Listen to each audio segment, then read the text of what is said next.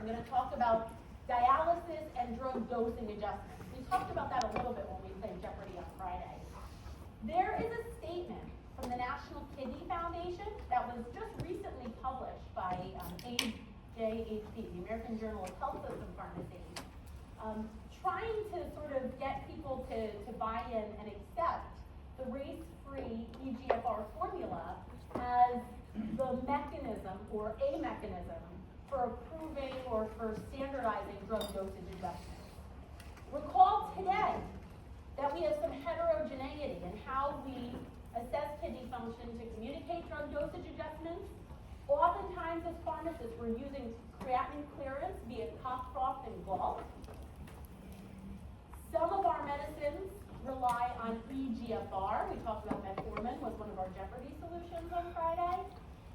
So we have sort of, we're a little bit all over the place in terms of renal dosing recommendations. So this is kind of fascinating.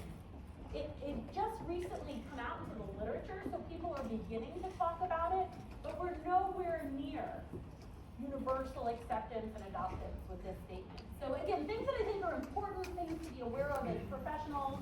It's on the horizon, but again, for completeness, I think my job is to make sure you're aware of some of these things. All right, so with that, I'm going to talk a little bit about dialysis. And before I jump in and talk, I actually want to show you a video about dialysis.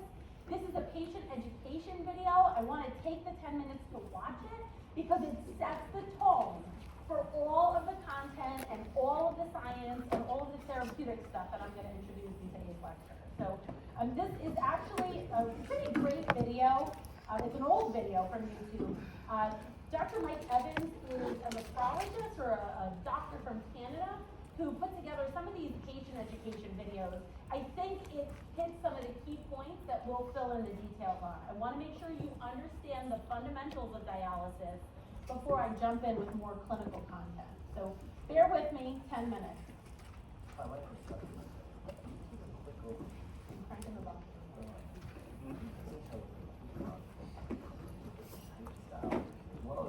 How to know when it's time to start dialysis. So let's start with the kidney 101. We talk a lot about balance in health, and your kidneys are the superstar of balance, whether it's fluids or body chemistries or blood pressure.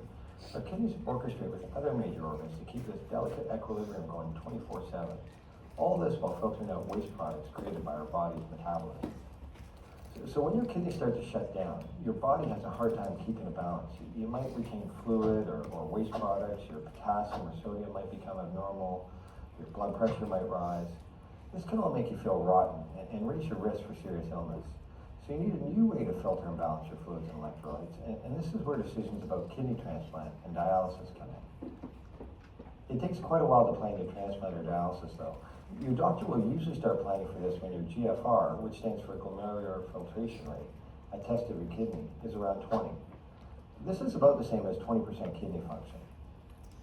This doesn't mean you need to start dialysis though. Most people start dialysis when their GFR gets below 12 or so. Actually, doctors are moving away from starting dialysis based on just a number, since this led to people starting dialysis earlier. And when we look back, these people actually didn't seem to do any better. So now, new Canadian guidelines consider your number, but recommend starting dialysis when you begin developing symptoms of kidney failure, such as severe fatigue, nausea, decreased appetite, and shortness of breath. However, this symptom assessment can be tricky, especially if you have other illnesses going on. So you need to work with your kidney team and your nephrologist, the doctors that look after kidneys, to figure out the symptoms that will improve with dialysis.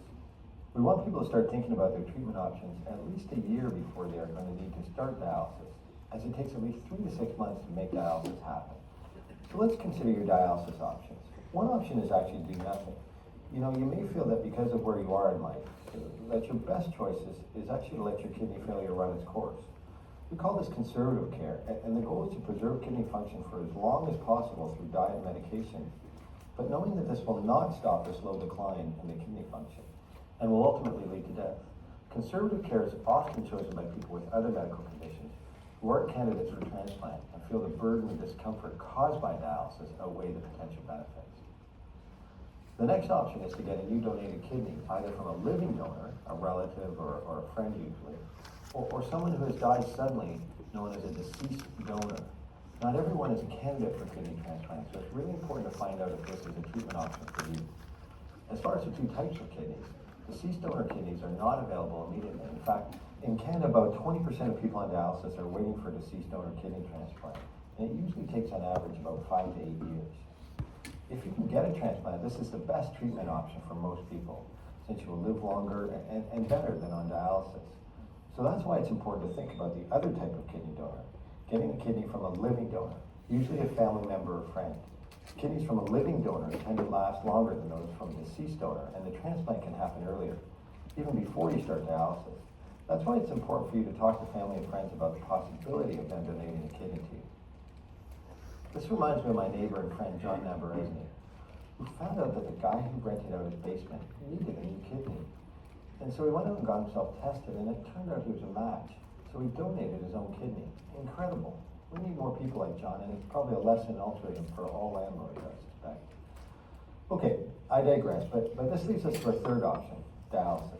Dialysis is when we replace a function of the kidney using special equipment to clean the blood. There are two basic kinds of dialysis, hemodialysis, which happens outside the body, and peritoneal dialysis, which happens inside the body. Hemodialysis is when your blood is passed through an artificial kidney, which is called, of course, a dialyzer. You'll need to make some changes to your diet and drink less fluid. Hemodialysis is usually done for 4 hours, 3 times each week, and requires access to your blood, either through an intravenous line inserted in your neck or a fistula. A fistula is created surgically by connecting an artery and a vein in your arm. Now this can take 3 months to be ready for use, so it requires some planning. You should ask your doctor which is the right option for you. Occasionally hemodialysis is done at home, even sometimes at night while you're asleep, which frees up your days and your diet. But most of the time, when we were talking about HD, we were talking about you going to a clinic or a hospital to have it done. Peritoneal dialysis, or PD, is when the blood is cleaned through a lining in the inside of your abdomen called your peritoneum. With PD, we put a tube close to your belly button into the peritoneum and pour in a special solution called dialysate and leave it there for a few hours. The solution slowly sucks, the medical word is diffuses, the waste products out of your blood. You then drain the fluid back out through the tube and then fill up the peritoneum again. We call this an exchange, and it generally takes 20 to 30 minutes. There are 2 ways to do peritoneal dialysis. This has to do with the timing of the exchanges. So first we have continuous ambulatory peritoneal dialysis, or CAPD. Typically this means 4 exchanges that you perform yourself every day using bags of dialysis fluid. During the time between exchanges, you can move about as normal. Secondly, we have APD, or automated peritoneal dialysis, where a machine that you set up just before going to bed does the exchanges for you at night for 7 to 10 hours while you are asleep. During the day, you might have some fluid in your abdomen, but you are free to move about normally. Okay, so now you know about kidney failure, and if you want to do dialysis, the next task is picking which treatment you prefer. Well, let's start with some obvious reasons to have your dialysis done at the hospital. Doing dialysis at home requires the ability to self-manage and problem solve, and I suspect your aptitudes in this department are better than you think. And I also get that it can be scary for you or your loved ones to learn a new skill, especially if you're set in your ways. Having said that, I think there are some conditions that can make it hard to self-care reliably. So for example, alcohol or drug addiction or cognitive impairment, or maybe you have another medical condition, or you just find things very hard right now. These can all be especially challenging for you if you don't have a reliable helper. Some people who have had a lot of abdominal surgeries can't do peritoneal dialysis either. The next category are challenges that need some problem solving, but can usually be overcome. So you or your loved one may have limited vision or hearing, or maybe some learning problems or physical limitations and so on. Extra training, mentorship, and family support may be required. So for example, hearing disabled patients can use vibrational lounge. Frail patients can have family members trained. There is mentorship from patients who have overcome the same barriers, or in some places, a visiting nurse can help set up your dialysis cycler machine at night. Dialysis experts will often say that if you can manage an ATM bank machine, or have the manual dexterity to button a shirt, you can manage home dialysis. Just like there are factors that make us think that dialysis in a clinic is likely the answer, there are factors that make us think that dialysis at home will be a better choice. For example, you might live far away from a dialysis clinic, or have a fear of needles, or you might not be happy following the fluid restriction or diet required for hemodialysis. All issues that can make peritoneal dialysis at home a better choice. Having said all that, I think the biggest reasons people pick home peritoneal dialysis are personal, with the number one reasons being flexibility and control. People often pick home PD because they prefer to self-manage in the comfort of their own home, and they don't want to travel to the hospital 3 times a week. You may want to travel, you may care for others, and need to be around, or perhaps your work or school can't accommodate frequent absences. It is possible to travel with HD, but you'll need a hemodialysis clinic where you're going, and this might be expensive and limit your travel options. Another factor that might drive your choice is whether there's evidence that one type of dialysis is better in terms of health outcomes. Well, there's never been a definitive trial comparing peritoneal dialysis and in-center hemodialysis, so there's a bit of controversy, but most docs think that patients who are candidates for either type of dialysis will do just as well in either form in terms of survival and quality of life.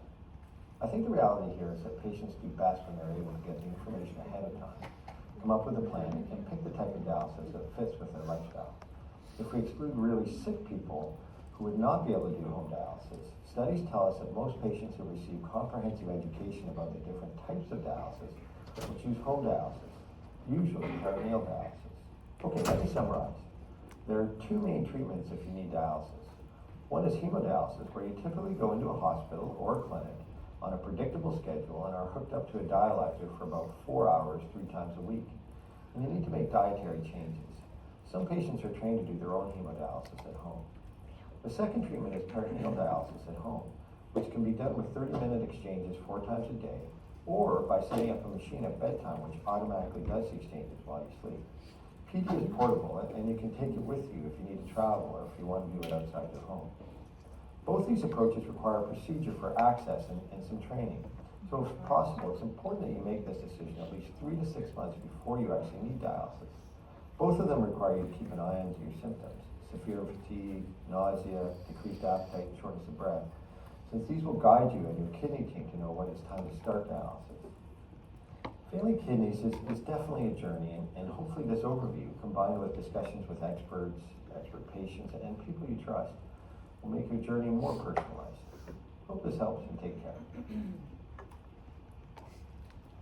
Awesome. So that really kind of sets the tone for a lot of the content that I'm going to talk about today. There's a lot of key points that that video addresses that I want to make sure we have a chance to talk about and kind of unpack.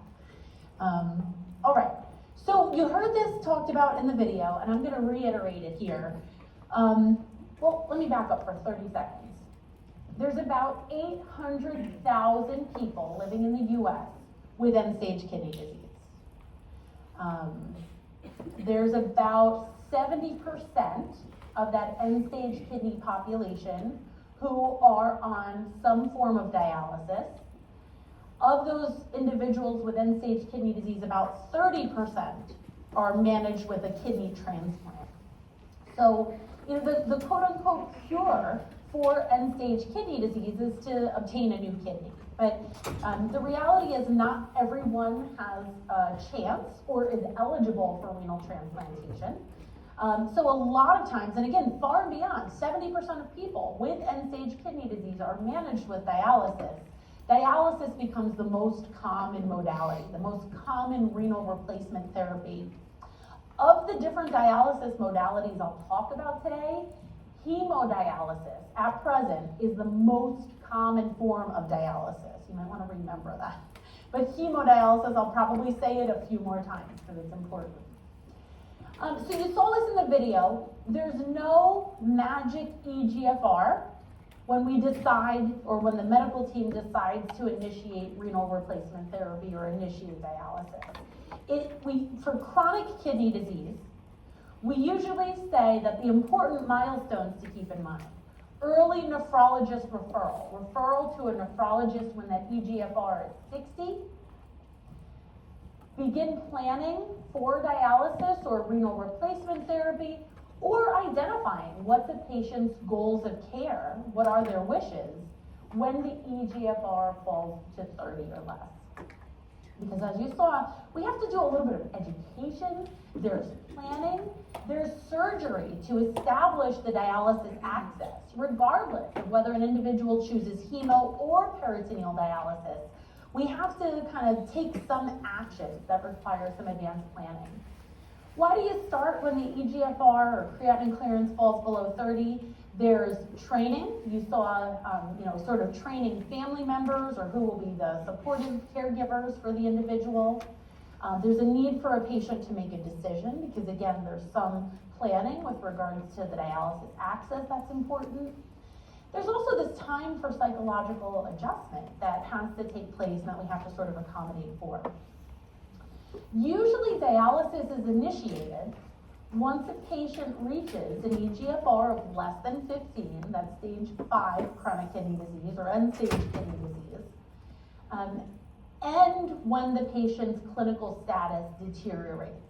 When we can no longer manage their care with our drug therapy interventions, with our non-dialysis modalities. Usually it's when a patient has symptoms consistent with uremia. You saw fatigue in the video, you saw nausea and vomiting, a decline in serum albumin. Why is that significant? It's suggestive of malnourishment, malnutrition. When volume status, when the inability to excrete volume impairs blood pressure control or exacerbates underlying concomitant heart failure if a patient has heart disease simultaneously. If, again, that fatigue is so bothersome, or if they develop uremic pruritus. So usually it's the clinical symptoms in conjunction with a low eGFR that tells us when it's time to initiate chronic maintenance dialysis.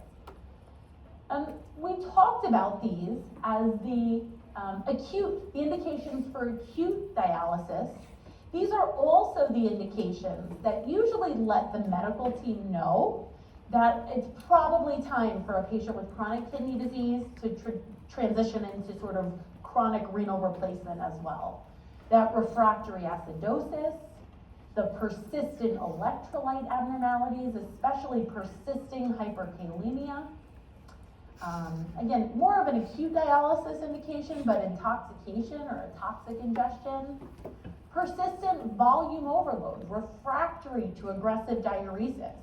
Not uncommon for our patients with end-stage kidney disease. They might be on 80 milligrams of furosemide twice a day. So very high doses of our loop diuretics to try to mobilize volume. And again, we talked about symptoms of uremia.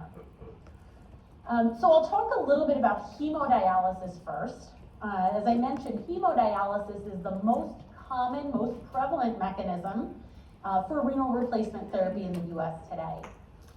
Essentially, the way hemodialysis works, as depicted in the video, is a patient is hooked up to a machine, and the process entails pumping heparinized blood, countercurrent through a dialyzer, countercurrent meaning blood this way, dialysate solution in opposite, countercurrent blood flow, countercurrent dialysate, pumping this heparinized blood through a dialyzer.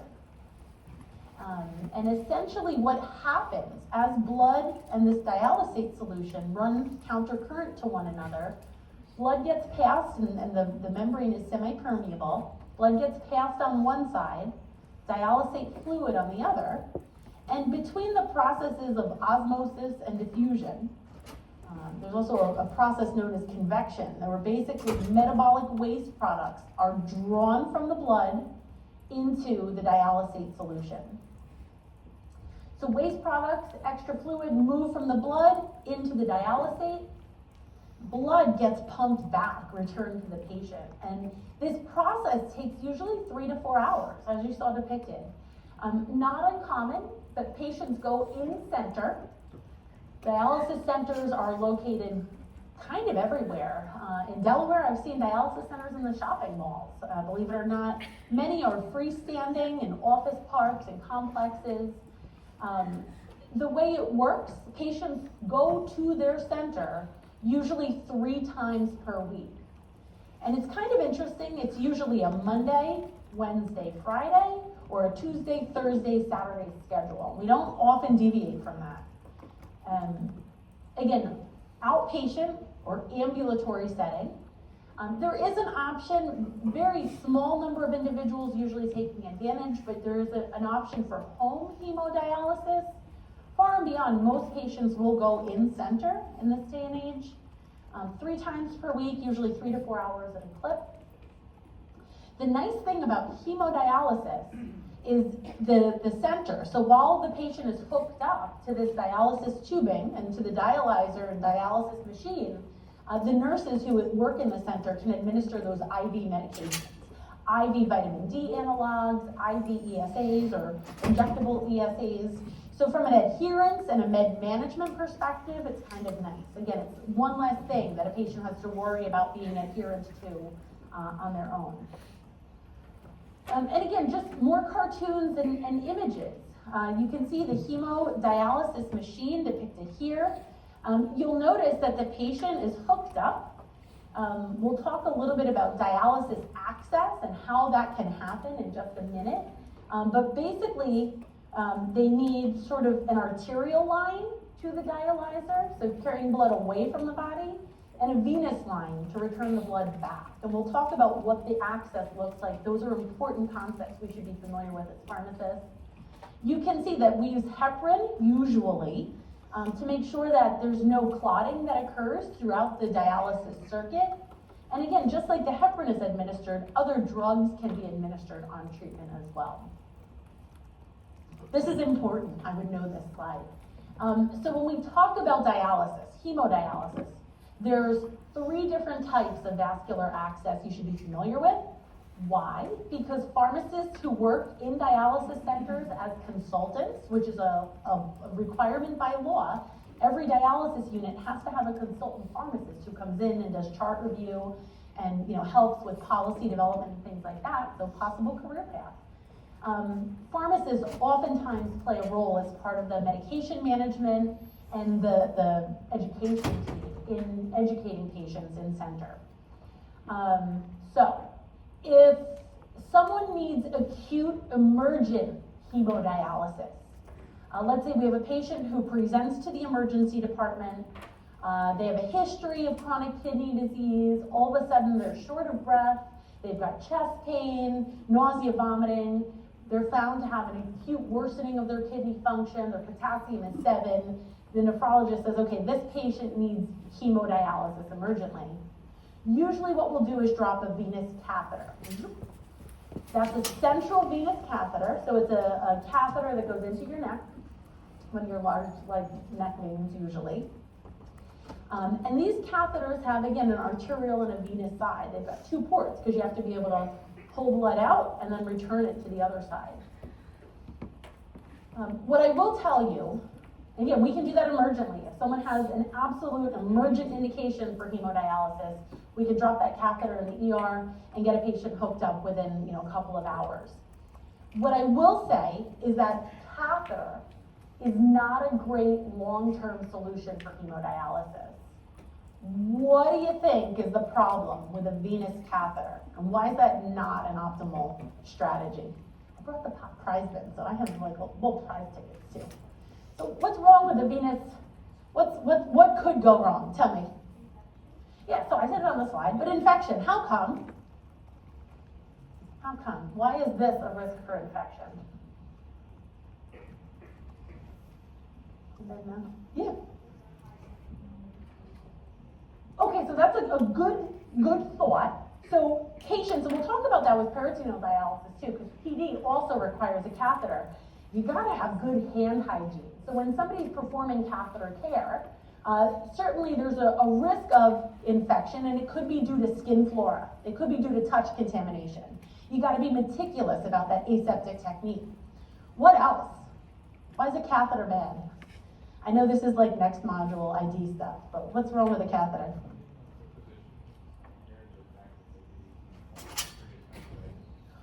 Okay, so it could be positionally related, could be uncomfortable for the patient. You could also have like the catheters in the groin, like you kind of drop a catheter in any of those main vessels.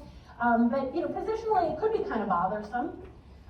The infection risk, you should know this as a student pharmacist, plastic in your body is bad. Most of these catheters are plastic. And the catheter can be a source of what we call biofilm. You're gonna talk about it in ID. Basically, bacteria can adhere to the catheter site and the catheter port and increase an individual's risk of bacteremia, bloodstream infection. So that's one of the infection problems. There's skin flora, there's touch contamination and things like that that are also complicating. The other thing with a venous catheter is sometimes the catheters clog up. Because it's a venous catheter, when our body is, we've got a site now where we've punctured skin and vein, there is a potential for thrombosis, thrombotic complications. When a patient's catheter clogs or clots up, you don't get good blood flow through the dialyzer, you get crummy dialysis. We'll talk about what that means in a minute. So catheters, if I need to convince you any further, catheters are kind of our least preferable strategy for long-term dialysis. We can drop a venous catheter to acutely dialyze a patient, not desirable for long-term because they're not associated with great long-term outcomes. Specifically, the infection risk and the risk of thrombosis are what we're most concerned about. The National Kidney Foundation actually has a program called Fistulas First to try to educate patients that our most preferable type of vascular access for hemodialysis is what's known as arteriovenous fistula. The way a fistula is created, it's basically a surgical procedure that connects an artery and a vein together. Now, what do you recall? Do arteries or veins are they used to carrying high flow blood? Where's their high flow? Where's their higher pressure? Artery or vein? Artery. Veins, not so much. Veins rely on valves and muscles and all kinds of things to help do their job. So what you're doing is you're taking this high flow artery, connecting it to a vein, and that vein becomes hypertrophied. That vein becomes hypertrophied, and that becomes our dialysis access source, our preferred dialysis access source. It takes about 3 months after the vascular surgeon forms this type of procedure, and I'm gesturing to my forearm. We usually start at the patient's forearm, and we go up as we need to. Other forearm, then legs. The reason I say that is sometimes these fistulas don't last forever, and patient may need multiple procedures throughout their time on dialysis. So again, an arteriovenous fistula is the surgical connection of an artery and a vein together. It looks like a big, almost like a piece of rope under our patient's skin. It looks like this big, and I only say that because sometimes I found it has been like kind of scary for students on rotation. They're like, what is that? Like, oh, it's a fistula. Fistulas, we say there's a thrill and a bruit.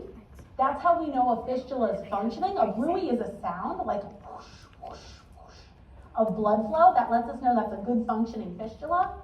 A thrill is when the medical team might be feeling, is there good blood flow? You can actually feel that turbulent blood flow through the vessel. We love a fistula. You should know this. Lowest incidence of infection, best survival as far as our vascular access types. This type lasts the longest after it's been placed. That's what I mean by survival. I don't mean the patients live as long. I mean that the type of access is the longest lived. Lowest risk of thrombosis, lowest risk of infection. That doesn't mean that when a patient goes to dialysis, the nurse can just cannulate this thing and be like ready to go. There can be some pain for a patient. So a patient may be instructed to apply like a topical lidocaine or just kind of a medication 30 minutes before dialysis to make sure there's no pain when they cannulate or access that fistula. And it takes time. Can't use it right away. Usually it's at least 3 months for a fistula to mature.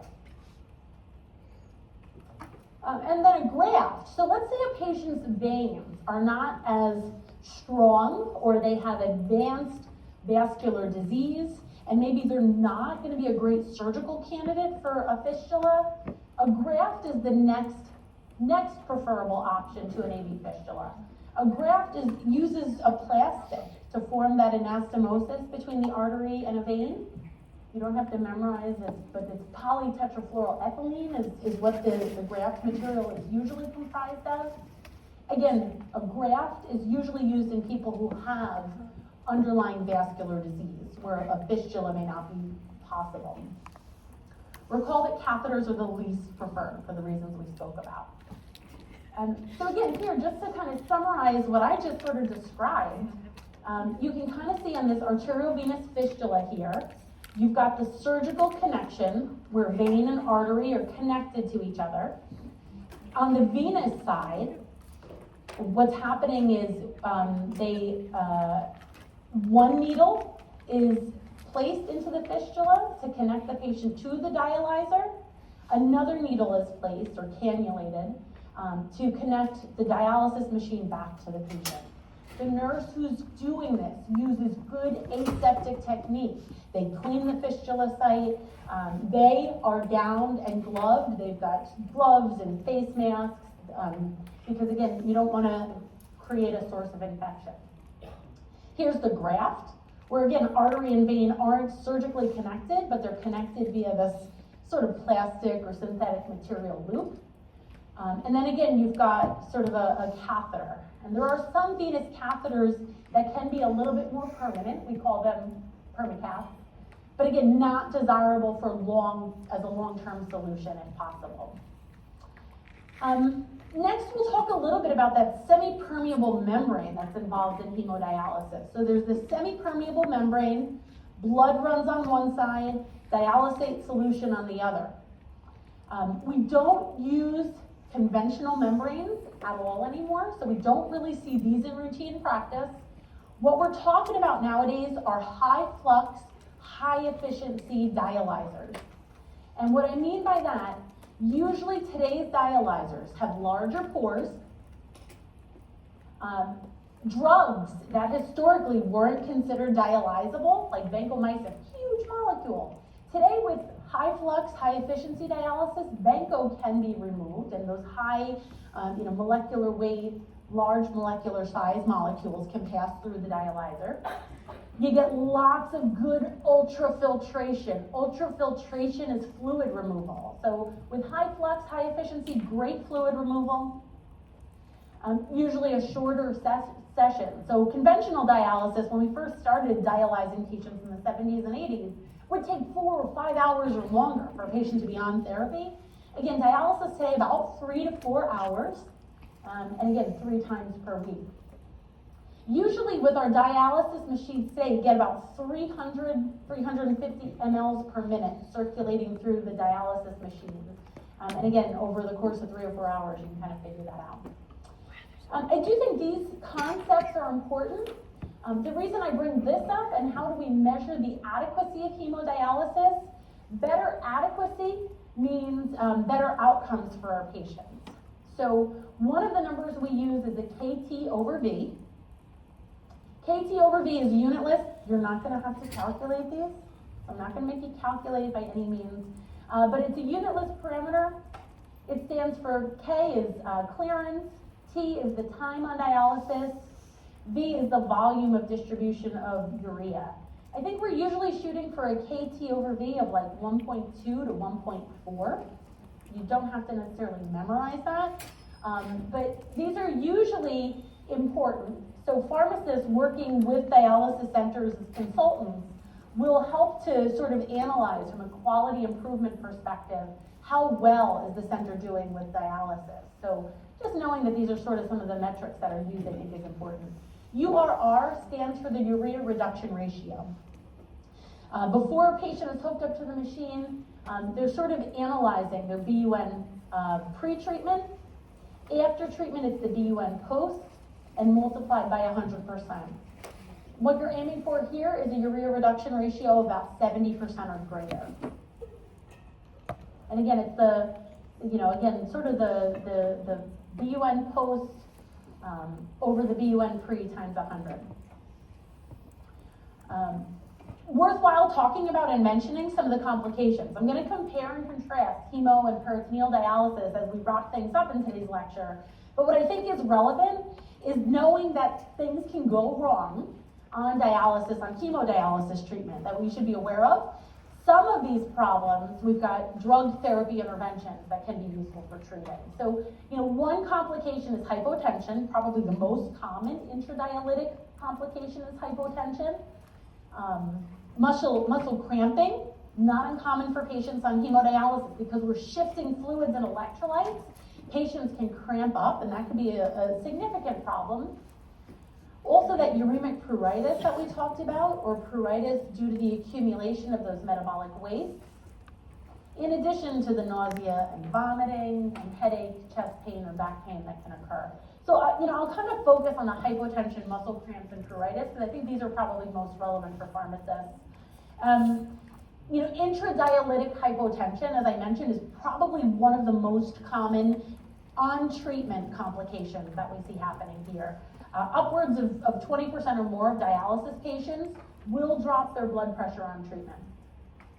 It's a function of your moving fluid, you're removing blood at a very rapid rate through this dialyzer, which can be, a cause. Usually for managing hypotension, we have drug and non-drug things at our disposal. One of the things we do, or one of the things dialysis centers will do, actually it's not even on here, but we'll talk about it. Actually, there it is, avoiding food. Many dialysis centers will have policies and will have agreements that patients sign where they're not allowed to eat on treatment. Why do you think we don't allow patients usually to eat while they're being dialyzed? How does that relate to hypotension? How come you can't eat on dialysis? I love it, exactly right. You guys know the whole rest and digest kind of thing. So when you eat, blood is shunted from your intravascular space to your gastrointestinal tract. So on hemodialysis, that's really not desirable because that could actually be a contributing factor for intradialytic hypotension. So avoid eating on hemodialysis. The other thing that the nursing personnel working in the unit will do, and again, usually patients who are on dialysis, the machine will be continually monitoring their vital signs while they're on treatment, and there's all kinds of alarms that go off to notify there's an occlusion, the blood pressure has dropped, if there's an issue with the tubing or the connection or anything like that, and also the patients are being clinically observed. Usually the first thing is that patients get placed in a Trendelenburg or a reverse Trendelenburg position. Dialysis units, they're not just like beds, it's sort of like an ambulatory medical setting. So the dialysis chairs are usually able to be reclined. So a patient could be placed supine if they're prone to hypotension, or with their legs a little bit above their heart, because that will help with vascular return.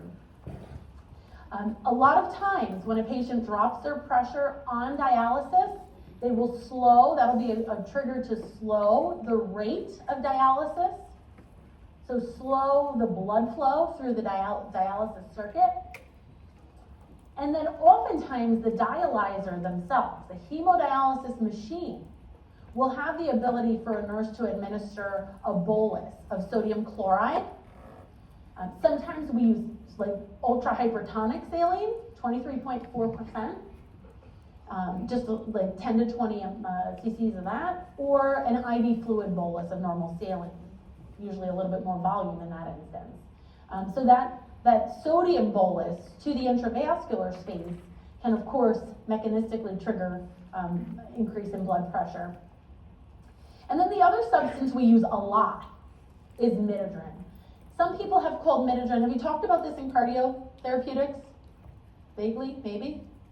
Some people have called midodrine, it's basically a vasopressor, like an oral vasopressor. It's an alpha agonist.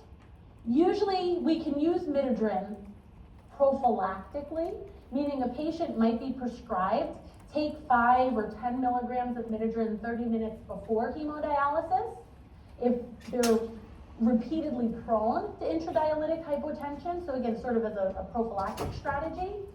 Sometimes on dialysis, when a patient drops their pressure, midodrine can be our pharmacologic solution. So midodrine giving, again, 5 or 10 milligrams as needed is not an uncommon order for patients receiving dialysis. How do you prevent hypotension from occurring for patients on dialysis? We want to make sure we're dialyzing them to the appropriate target weight or the appropriate dry weight. We have a patient, or we have patients, get on the scale before each and every dialysis treatment. And one of the outcomes, besides KT over V and urea reduction ratio, is making sure that a patient has received adequate dialysis such that we've removed excess fluid and helped them go back to their weight when they're not volume overloaded. So besides comparing BUN pre and post treatment, comparing a patient's weight, having them get on the scale prior to and after dialysis. Someone's dry weight is how much they weigh when they're not volume overloaded and when they're not hypotensive, when they're not symptomatic. So making sure that, again, that's a nephrologist question or a nephrologist problem. Are we kind of dialyzing this patient to an appropriate dry weight? If anemia is present, there is some literature to suggest that fixing anemia might reduce the risk of intradialytic hypotension. We talked about prophylactic midodrine, avoiding food, and some dialysis units or clinics will have sort of some nutritional supplements that they use routinely for preventing intradialytic hypotension. Levocardine or L-carnitine is a very common nutritional supplement with some literature to say that if you give it IV during dialysis, it may help to prevent intradialytic hypotension for some. So again, just to be aware that that's a sort of a nutritional intervention that we think about in this population. The other thing that happens for our dialysis patients are muscle cramps, which can be just excruciating and really miserable for the patient. They say about 1 in 5 hemodialysis patients may be prone to muscle cramping. Usually, how do we fix this? How do we treat muscle cramps if they happen? It's saline. It's giving IV sodium chloride, again, either normal saline or hypertonic saline. And even for patients without diabetes, giving some glucose intravenously may be helpful. Really difficult. We've used vitamin E and quinine historically for managing muscle cramps. They've really fallen out of favor because there's risks with these. Quinine increases the risk of ventricular arrhythmias. That's not to say you won't see it ever in practice, but not super desirable pharmacologically. Vitamin E, it turns out, may increase the risk of bleeding. So we've used these. You might encounter them in practice. Not a ton of great evidence and some serious safety concerns you need to be mindful of. I think there's a great opportunity for some of the preventative things on behalf of the other members of the medical team to consider. That dry weight, making sure we're not excessively removing fluid because that fluid removal can cause those muscle contractions. Sometimes adjusting the dialysate sodium concentration, and then all kinds of other things like massage, hot baths, showering in warm water and things like that, and even stretching exercises. Difficult to treat and kind of unpleasant. The other thing I'll talk about is intradialytic pruritus or pruritus associated with chronic kidney disease. Again, anywhere from 50 to 90% of hemodialysis patients report this itch, and it's not like I have a mosquito bite, it's like an internal, I'm itchy kind of sensation. Again, how do you fix it? Ensuring that a patient is getting good dialysis. So looking at that KT over V urea reduction ratio to make sure patients are hitting those goals. Restricting dietary phosphate. We talked about phosphate restriction as a strategy for managing CKD MBD, but also here, phosphate control might help to alleviate pruritus. Optimize use of your ESAs and managing anemia here. Just good skincare. So using moisturizing creams and emollients, because if there's dry skin, it's certainly going to be contributing to the underlying issue. Historically, pharmacologically, we had 2 options we would use. Antihistamines, like diphenhydramine, H1 receptor blockers to mitigate that sensation, or cholestyramine. And we probably haven't even seen cholestyramine in your training to this point.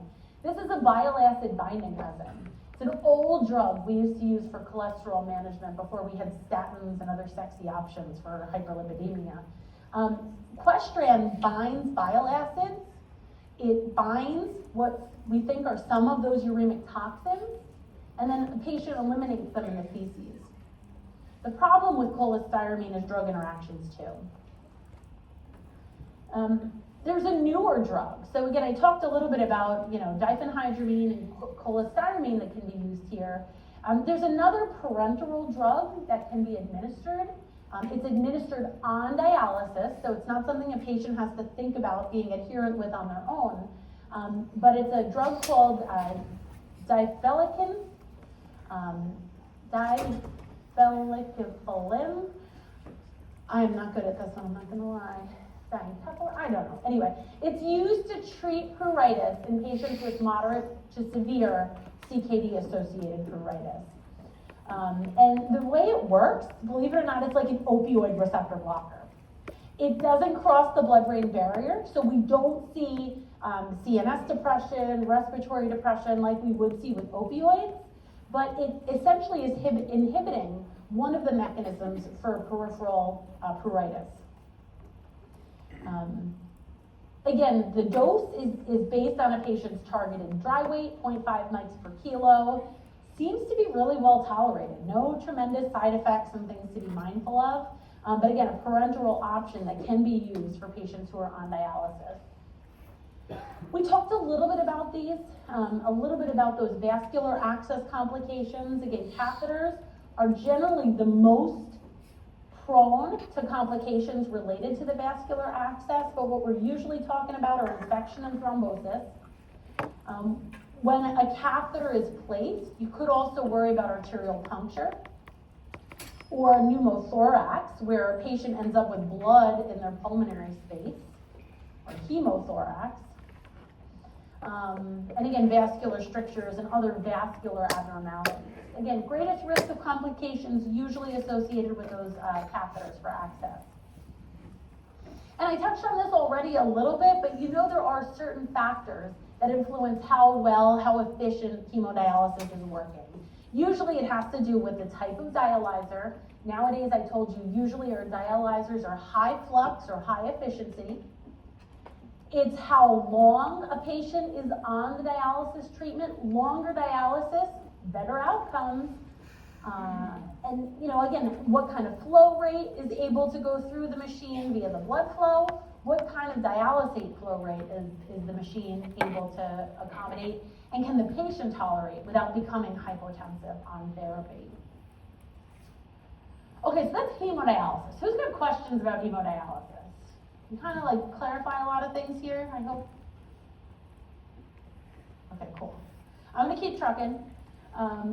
We'll talk a little bit about when do you initiate continuous hemodialysis for treating AKI. Anybody here interested in critical care, ICU? Critically ill patients-ish? Okay, cool. So we actually, when a patient, back it up, hemodialysis, usually patients are ambulatory. Usually they're essentially well, living in the community. They come into the center for their treatment. Hemodialysis patients, even though intradialytic hypotension or hypotension can occur, they're usually able to sustain their blood pressure without problem. Where we get into a complicated situation, put yourself in the ICU. So you're on a clinical rotation in the unit. Usually patients in the ICU are, as you guessed, critically ill. Oftentimes they're hypotensive. They're not able to sustain their blood pressure without vasopressor support. Oftentimes they're in acute kidney injury. AKI can happen because of hypoperfusive states, right?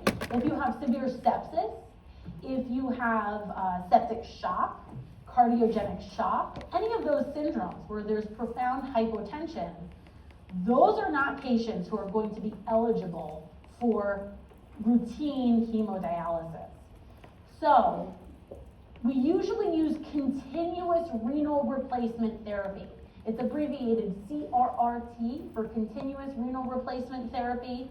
We use continuous modalities inpatient in the critically ill population for managing acute kidney injury. When, again, we've got those conditions we talked about. When you're volume overloaded, refractory to diuretics, when you've got persisting hyperkalemia, we can't fix your acid-base problem. So we use these interventions usually in the critically ill population. This is like alphabet soup, and I'm going to try to simplify things for you. Because again, if you're going to go into critical care, you're going to get lots of training about these different modalities. There's continuous arteriovenous hemofiltration, or continuous veno-venous hemofiltration, and then there's continuous veno-venous hemodialysis or continuous arteriovenous hemodialysis. Sometimes they also tack on hemodialysis infiltration. Sometimes you'll see CAV-HDF or CVV-HDF. So there's actually dialysis infiltration happening. What is going on here? All you need to know, C means continuous. So it's 24 hours a day, not 3 to 4 hours like intermittent hemodialysis, 24 hours a day. The AV or the VV just tells you what is the vascular access. Is it arteriovenous or veno-venous catheter that's been placed?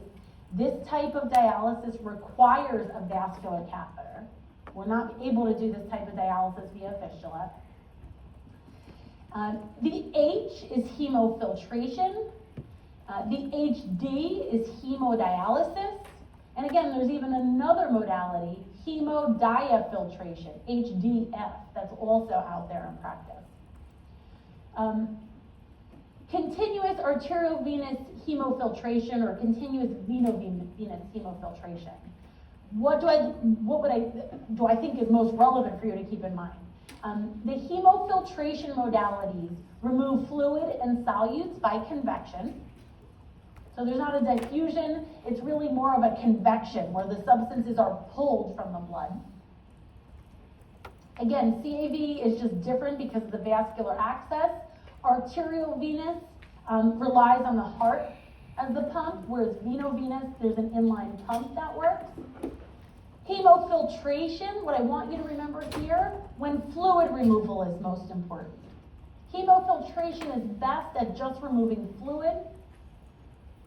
Usually while a patient is on hemofiltration, we're also simultaneously pumping fluid back into their intravascular space. They've got an IV site where we're giving back a replacement fluid.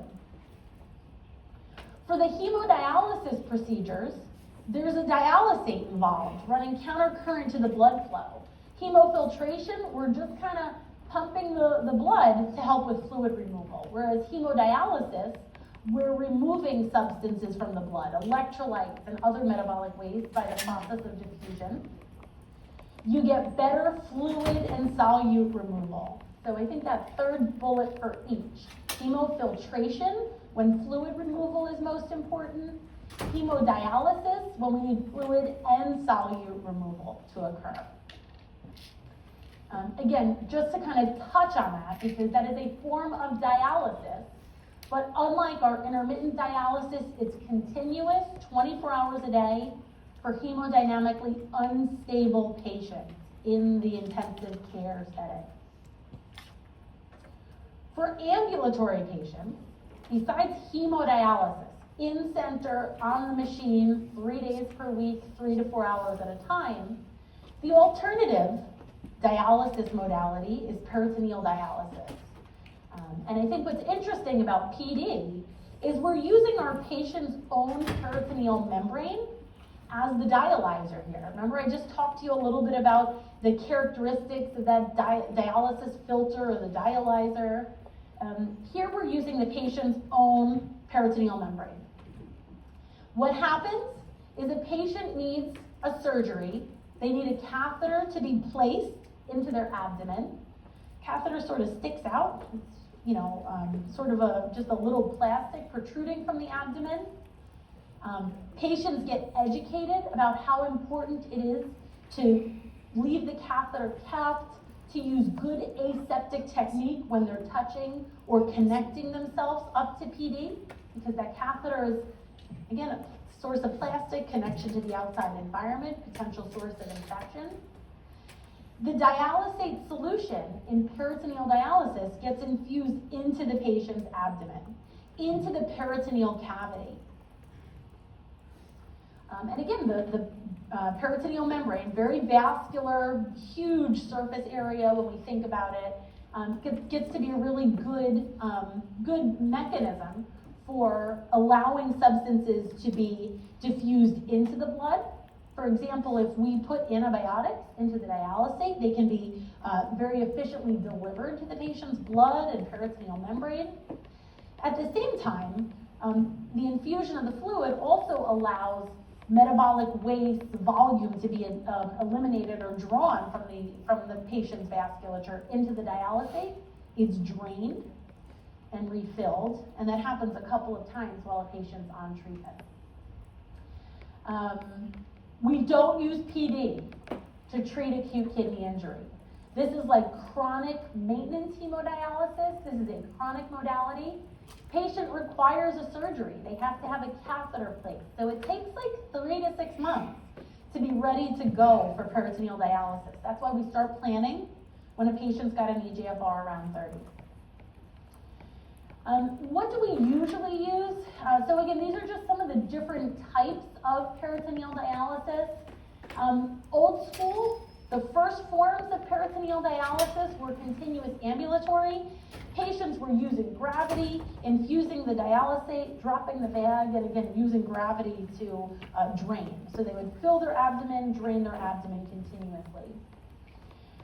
Most of our patients today are relying on automated peritoneal dialysis, where essentially a patient has to hook themselves up to the dialyzer, and the machine will do the work of dialysis, will do the work of the exchanging, of filling their abdomen with that dialysate fluid, draining the abdomen of that dialysate fluid, and repeating that process 5, 6, 7, or 8 times overnight.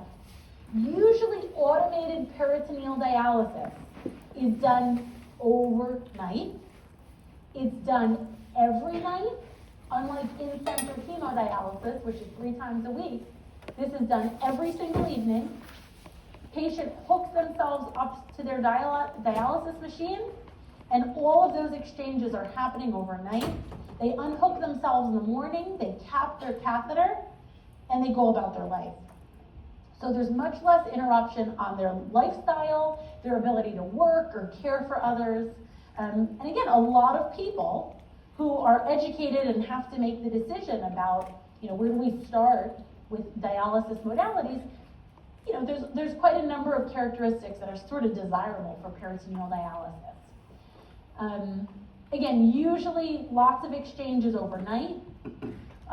You see this term dwell. A dwell means, and this happens a lot of times with automated PD, there might be what's known as a last fill. So again, the concept is dialysate infused into the abdomen. It sits there or dwells, usually for 20 to 30 minutes. That's what allows diffusion and osmosis, ultrafiltration, removal of solute to happen, and then it's drained. We call that an exchange. That happens a whole bunch of times, and then sometimes a patient may infuse a last dwell, meaning there might be 1 liter, 2 liters of fluid infused into their abdomen, and then they're going to cap off, and they walk around like that for the day. So sometimes we'll do that, where you might have, again, that daytime dwell. Automated PD, of the different types of peritoneal dialysis, has the lowest incidence of peritonitis. You guessed it. The biggest problem or the biggest complication with peritoneal dialysis is infection. Infection. Again, you've got a catheter, you've got plastic connected to the environment, you've got skin flora that can contaminate that catheter, so infection becomes a problem. When a patient has repeated bouts of infection and inflammation of that peritoneal membrane, it's no longer an efficient dialyzer. It's not going to be a good filter. So it's not unheard of as a patient's experience on peritoneal or on dialysis. They may start on PD, but after a couple of years may end up on hemodialysis too, as an alternative form. There's a couple of different commercial dialysis solutions that exist. And the solutions usually use dextrose or an icodextrin solution. As you can imagine, let's put it all together. What's the #1 cause of end-stage kidney disease in the U.S., or chronic kidney disease in the U.S.? Diabetes. We're using a solution that's got 1.5, 2.5, 3.86, or 4.25% dextrose. What's going to be a complication for a patient who's got end-stage kidney disease on peritoneal dialysis with some of these solutions? What could happen?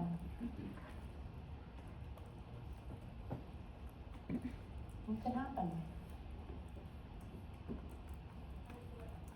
Yeah, good, absolutely. A big challenge with peritoneal dialysis is you've got a whole bunch of glucose in the dialysate solution itself.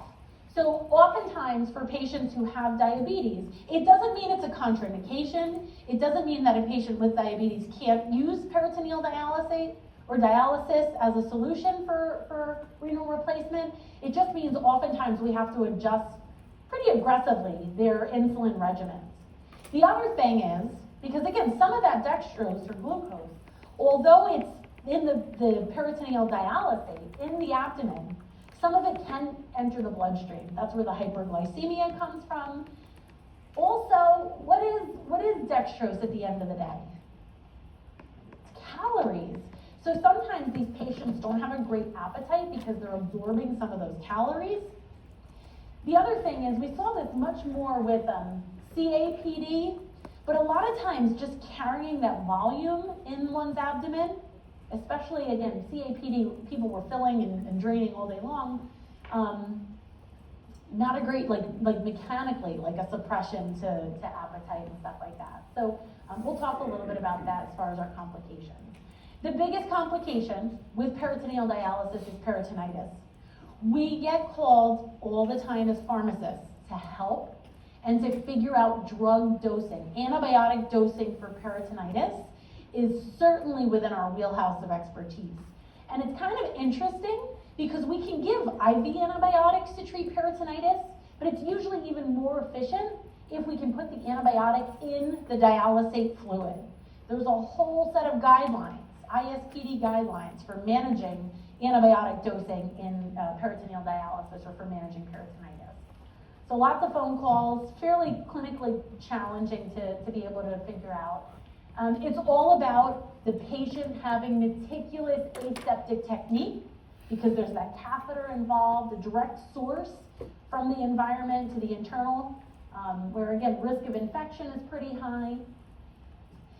Patients at baseline, older adults and those who have diabetes may be more susceptible to infection, either due to poor blood flow. Again, if there is some type of cognitive or visual challenge for manipulating the catheter, uncontrolled diabetes, again, all that glucose in the blood could be a potential source of food for bacteria. And it's usually peritonitis and repeated bouts of peritonitis that render a patient no longer able or eligible for that type of renal replacement therapy. How do we know a patient has peritonitis? Usually they have signs and symptoms consistent with an infection. They have a fever. Usually it's diffuse abdominal pain. Maybe they have nausea or vomiting, or when they unhook themselves and they go to discard their dialysate fluid, they notice that it's a cloudy drainage that they're getting from their treatment. Again, abdominal tenderness, a fever. We can measure, the nephrologist will often send off a diagnostic cell count from the dialysate fluid, and if there's an elevated white cell count in the dialysate, that's also a clue that peritonitis is going to be present. Again, you'll talk about this more next module, so I don't want to really spoil things too much, but usually you're talking about bacteria that live on our skin that are the most common infectious sources.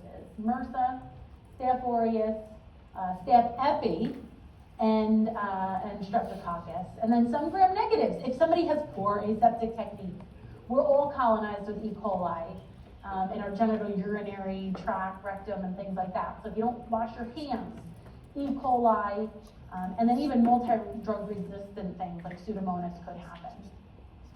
Usually we're covering gram-positives and gram-negative organisms. You'll talk about it next module, but it's usually something like vancomycin that's active against gram-positives, and then gram-negative coverage with another option. So broad-spectrum antibiotics here. The other thing that can happen is there could be catheter malfunction. Patient usually ends up at the emergency department if their catheter isn't able to connect or they're having some difficulty. For patients who were sort of doing the continuous PD, just carrying that extra volume in their abdomen could cause back pain, and even hernias had been reported. I mentioned the fact that given that the peritoneal, that the dialysate solution is usually high in dextrose, it can aggravate or worsen diabetes, requiring meticulous glycemic control. Volume overload could really exacerbate heart failure. And then again, as some of that dextrose and some of that, those carbohydrates are absorbed, patients could be predisposed to malnutrition. Malnutrition is complicated and a risk factor for hemodialysis patients as well because of all those dietary things that we tell them to restrict. We talked about phosphorus, but dialysis patients and end-stage kidney patients have to watch their dietary potassium and other sort of nutritional elements as well. So this is also important. I would star or highlight this one because I hope that this is sort of intuitive, but make sure that you can conceptualize and conceive of why is hemodialysis maybe preferential? What are some of the advantages of hemo? Hemodialysis, you show up in center and you kind of set it and forget it. The medical team runs the show. So there's not a whole lot of management on the patient's part. There's low technique failure because it's the dialysis staff, the center staff who are kind of running the show. Again, you get better monitoring because you're in a medical facility. But what's the trade-off? With hemodialysis, there's a risk of that hypotension. We talked about intradialytic hypotension being one of the most common complicating factors, especially on treatment. We talked about infection risk, especially when there's a vascular access catheter that's used. Catheters can thrombose. The other thing that I didn't make mention of, but I'll talk about it here, with hemodialysis, eventually what happens is a patient will lose their ability to make urine. Because you don't have to. The dialyzer, the procedure is functioning as, essentially a kidney. So not that that's a huge problem per se, but what happens is then if you're not making urine every day, the bladder can become colonized with fungus, with other organisms that just kind of like overgrow. And you tend to lose your ability to make urine faster on hemo as opposed to peritoneal dialysis. A huge disadvantage to hemodialysis is that a patient has to go somewhere 3 times a week for 3 to 4 hours. Again, Monday, Wednesday, Friday, Tuesday, Thursday, Saturday. Usually dialysis centers have 3 sessions a day. So you're either a Monday, Wednesday, Friday, or a Tuesday, Thursday, Saturday, and then you're either a morning, an afternoon, or an evening shift. That can be kind of disruptive for patients who have lives, who have families to care for, jobs, other responsibilities. PD, on the other hand, you're doing it every single day. So as opposed to hemodialysis, intermittent 3 times a week, PD is every day, so you tend to get better solute clearance, less rapid hemodynamic shifts, so again, more hemodynamic stability with time. You tend to preserve the ability to make urine, what we call residual renal function, longer. You're not hooked up to a machine per se, so you can travel a little bit easier. You kind of have a little bit more ability and autonomy to control, your destiny or work or whatever. Usually you have to use those sub-Q drugs. You can't just give the IV meds like you do on hemodialysis, so a little bit more management there. And again, what do you worry about? On the flip side of this, it's the malnourishment, the malnutrition, the increase in blood sugar, the risk of infection present for both. No easy way to give you IV iron. So again, if a patient on peritoneal dialysis develops anemia and iron deficiency requiring IV iron, they usually have to go and get an infusion. Now, some of these infusions are 15 minutes, not a huge deal, but they have to go and maybe either monthly or something like that, get some IV iron to help. And it's not for everyone. If patients have had extensive abdominal surgeries, they're not going to be able to use that peritoneal membrane very efficiently or may not be eligible for that catheter placement. So that's dialysis in a nutshell. What questions do you have? Anything unclear, PD, HD? Think big concepts. Think about the advantages, disadvantages of peritoneal dialysis and hemodialysis. Think a little bit about filtration or hemodialysis for continuous renal replacement. Big picture, big ticket stuff is kind of what I'm looking at here, concepts. I'm going to keep going because I know you guys have an exam today. Everybody's a little glassy-eyed, so I'm going to keep going. If we're cool with that, maybe get you out a little early so you can go do the other thing. But we'll keep going. I'm going to talk just a little bit about drug dosage adjustments in kidney disease. I know you've heard this before. You're going to hear it a little bit from Dr. Wyand on Wednesday too. This is paramount. This is critically important as far as what are our responsibilities as pharmacists. So a little bit about drug dosage adjustments here. The pharmacokinetic principles are oftentimes altered when we're talking about chronic or end-stage kidney disease. So we'll talk a little bit about those. I will, as a caveat, I will let you know, you have to know how to calculate a creatinine clearance on the exam. I know life is a little cumulative. Pharmacy life especially is. So I'll make sure we've got some practice for calculating creatinine clearance. You gotta know how to do it because it's like what we do, like the back of our hand, basically. So those PK alterations that happen in kidney disease, changes to absorption, really difficult to quantify, usually, when a patient is having issues with drug absorption from the GI tract. However, I will tell you, we've said it a lot of times, one of the symptoms of uremia and symptoms in patients with chronic or end-stage kidney disease, or even with acute kidney injury, can be nausea and vomiting. So if a patient takes an oral med, and then again, they feel lousy and they vomit shortly after, you're not gonna be able to guarantee great oral absorption. So that can be a challenge in the setting of uremia. Sometimes we'll try to give patients IV meds to avoid the absorption issues if the nausea and vomiting is severe or pronounced. Uremia can alter gastric pH, can increase gastric pH, so that can mess with the absorption of certain oral medications that require an acidic pH. Again, the edema, the one thing that's really hard to quantify, there's gut edema that happens in patients who are volume overloaded. When we talk about edema, normally we think about pulmonary congestion, or we think about lower extremity edema. The edema you can't quantify is the edema within the gastrointestinal tract, and that is hypothesized to also influence or impair drug absorption. And then, drug binding interactions or phosphate binders. Know your phosphate binders, know their mechanisms, know their adverse effects or drug interactions. I gave you guys a chart and a table. Make sure you take a look at that as you prep for the exam.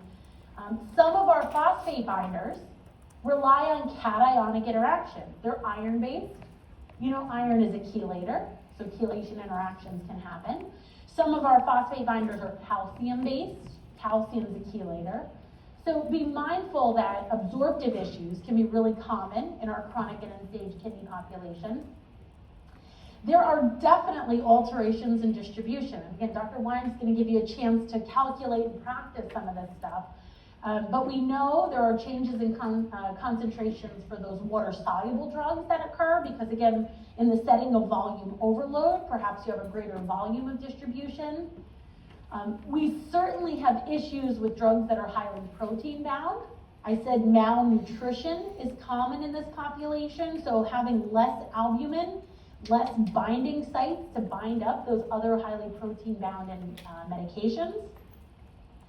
And then just other alterations in plasma protein binding sites. So, we use the example of phenytoin as a great example here. We can actually adjust phenytoin concentrations. I've seen disasters happen clinically when a team fails to recognize, oh, this patient has kidney disease, or oh, this patient is hypoalbuminemic. The total phenytoin level is not reflective of, increased free fraction of phenytoin that can happen in the setting of renal failure or in the setting of hypoalbuminemia. I won't have you calculate these on the exam, but again, I think it's important to conceptualize this, and I think Dr. Wyand has some practice problems on Wednesday. There could be changes in metabolism, certainly changes in the elimination of drugs that are renally cleared. I'm going to give you some lists and some meds to be mindful of. Pharmacodynamic changes are also possible. And again, pharmacodynamic alterations might render a patient more susceptible to drug side effects. So for example, benzodiazepines, which are commonly used as anxiolytics, patients with kidney disease might be more susceptible to the sedating effects. And we can think about opioids, we can think about other medications, where again, a patient may be more susceptible, especially to the side effect profile. So here's kind of like what we do as pharmacists, right? There's a whole lot to conceive of, but like what does this look like in practice? Usually it encompasses a comprehensive medication profile review. Usually it encompasses reviewing a patient's medical history to figure out what's the story behind what's happening with their kidney function. They have a history of diabetes. Do they have a history of high-dose NSAID use? Let's say they have really bad osteoarthritis. They're taking high doses of NSAIDs, like chronically outpatient. What's the story that explains, and again, what's the med history? You can kind of collect that information. Usually we're calculating the creatinine clearance. Again, I posed to you the guideline or the National Kidney Foundation statement at the start of class. Largely we're using calculated creatinine clearance, or we're using the eGFR, depending on the medication, depending on how the drug was studied, to assess, to guide us in medication dosing. Again, we review the medication profile. We look for, there are certain meds that we kind of need to be familiar with as like notoriously problematic in patients with kidney disease. One of these actually we talked about on Friday during Jeopardy. So morphine, notoriously, challenging for our patients with chronic or end-stage kidney disease, even for patients with acute kidney injury. Morphine's got those problematic active metabolites, morphine 3, morphine 6 glucuronide, hangs around forever, has a really long half-life, renally cleared active metabolites. So we want to be very cautious. If anybody wants to use morphine, we want to guide them. Hey, doc, you want to cut that dose by 50%, by 75%? Or can we think about a therapeutic alternative? Procainamide, another drug that has an active metabolite that's renally cleared. Again, problematic in this population. Meperidine. Meperidine is a huge challenge. We don't see it used too much. We use it for shivering, for patients who are on certain therapeutic hypothermia protocols and things like that. But normeperidine, the active metabolite here, is renally cleared. It's associated with seizures, which can be potentially lethal. So meperidine should be a gigantic pharmacy red flag. Our oral sulfonylureas, these are medicines that are used for treating diabetes. The major effect, again, these are some of the sulfonylureas that are renally cleared. Prolonged hypoglycemia. Hypoglycemia is a potentially lethal adverse reaction. Allopurinol, used to treat gout, has a metabolite that we need to be cautious about, as well as nitroprusside, which is a very potent IV vasodilator. So these are just like, I don't want to call them like a hit list, but these are meds that you really want to challenge your medical team colleagues to think twice about, to ensure they're aware of the potential harms associated with their use, and to think about therapeutic alternatives. So that's a big one, or a big 6 to be aware of. You want to calculate based on that creatinine clearance. Look for the problematic meds, but then calculate appropriate drug doses that have been individualized for the patient. We did this a little bit during Jeopardy on Friday. Do you remember we said, how would you calculate the gabapentin dose, or how much gabapentin should be used or administered to someone with a creatinine clearance of 40? Spoiler alert, there's a question just like that on the exam. So imagine you're asked to evaluate a patient's kidney function, to use a reputable source, and select an appropriate dose for that individual. We do this all the time in clinical practice. Use published data, use something reputable that's out there. Sometimes it's not easy to do this. I will tell you, I encounter this all the time when the medical team wants to use IV bisphosphonate therapy for a patient who's got renal impairment and, like hypercalcemia. It's really hard. You gotta go to the primary literature and see what people have done. You might have to extrapolate pharmacokinetic data or even call manufacturers when Lexicomp or when some of our other resources don't have, they just say like no data available. You have to monitor your patient. You have to follow up. In my pharmacy and with my colleagues in the hospital, we actually have a running note to each other that we use as like a handoff between the different care teams providing care for a patient. So people are alerted to and following up. What's the creatinine clearance today? I always say, as kidney function improves, we also have an obligation to dose adjust medications back up, just as much as we have to reduce doses in the setting of acute kidney injury and renal impairment. And then again, we revise as we need to. We change things up as we need to. This is a list. So I gave you a list of meds that have active metabolites that are renally cleared. These are some, this is not exhaustive, it's not super elaborate either, but these are some of the medications you can be amazingly helpful to your medical team for monitoring when you're out there on your APPE rotation. If you're vigilant, your antibiotics, almost all antibiotics have renal dosage requirements. There's a handful that are hepatically cleared. Far and beyond, most of your antibiotics, your beta-lactams, vancomycin, and others are renally cleared. We talked about some of the cardiac meds on Friday, but digoxin is hugely important to be aware of. Atenolol. ACE inhibitors, now this is kind of interesting. I can share some articles.